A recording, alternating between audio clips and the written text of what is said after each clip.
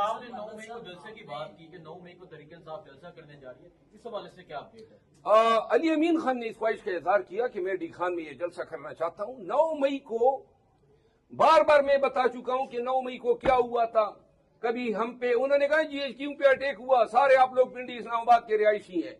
جس جگہ پہ جی ایچ کیو پہ اٹیک کا مقدمہ ہم پہ بنا ہے، میں اس میں وکیل رہا ہوں، وہ جگہ 1.5-2 کلومیٹر دور ہے جی ایچ کیو سے۔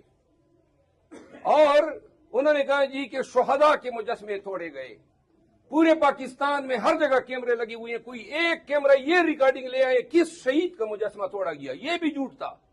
پھر انہوں نے کہا کہ 9 مئی کو بلوے اور یلغار کیے گئے، اگر بلوے یلغار ہم کرتے تو 25 ورکر ہمارے شہید ہوتے، 4 ہمارے ورکر تھا حیات اپائج، 100 ورکر کو گولیاں لگی، اور آپ کی کسی ایک فوجی یا سپاہی کو خراش تک آئی۔ یہ 9 مئی تھا آپ کا، آپ کے کور کمانڈر کا گھر جلایا جاتا ہے، اتنا بڑا محل، اور نہ پولیس ہے نہ فوج ہے نہ روکنے والا کوئی ہے۔ یہ رانا ثناء اللہ کے گھر میں فیصل آباد جب یہ الغار ہوتی ہیں وہاں تو اس کو بچایا جاتا ہے، I S I had quarter Faisal آباد پہ اٹیک ہوتے کوئی نہیں ہے، کور کمانڈر کے گھر پہ، اور وہ کیمیکل کہاں سے آئے ان گھروں کو جلایا گیا۔ ہزاروں کیمرے ہیں کینٹونمنٹ میں، جی ایچ کیو کے روڈ پہ، پشاور روڈ پہ، پشاور کے ریڈیو اسٹیشن پہ، کوئی ایک کیمرے کی فوٹیج 1 سال میں کیوں شیئر نہیں کی گئی کہ یہ جو پی ٹی آئی والے ہیں، یہ پی ٹی آئی والے ہیں۔ اس دن پاکستان بھر میں سیلولر نیٹ ورک بند کیا گیا تاکہ پی ٹی آئی والے اپنے ورکر کو یہ نہ کہہ سکے کہ ادھر نہیں جانا ہے، اور اس دن انٹرنیٹ بند کر دیا گیا۔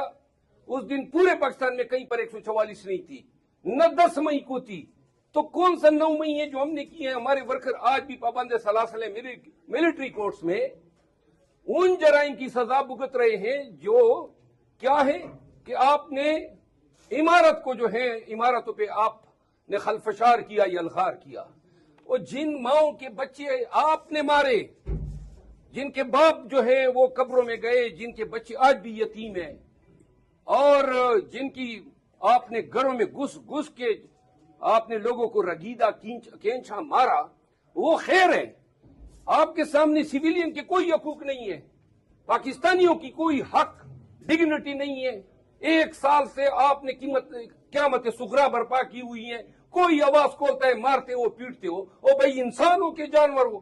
آپ کی تو کارکردگی بتا دیے یونائٹڈ اسٹیٹس ڈپارٹمنٹ کے ہیومن رائٹس کے، آپ کے 1 سال کی کارکردگی کا۔ بات یہ ہے ایسے جبر اور فسطائیت کے عالم میں میرا خیال ہے کہ جینے سے مرنا ہی بہتر ہے۔ یہ حالت کیا کی ہوئی ہے ملک کی، ایک وہ جناب جس کو پکڑ لیتے ہو بھائی تم بھی MNA ہو گئے ہو، منہ اٹھا کے آ جاتا ہے بیٹھ جاتا ہے، وہ تم بھی MNA ہو گئے، ان کم بختوں کو خود ہی پتہ نہیں ہوتا ہے کہ کس کا قرآن فعال نکل آتا ہے۔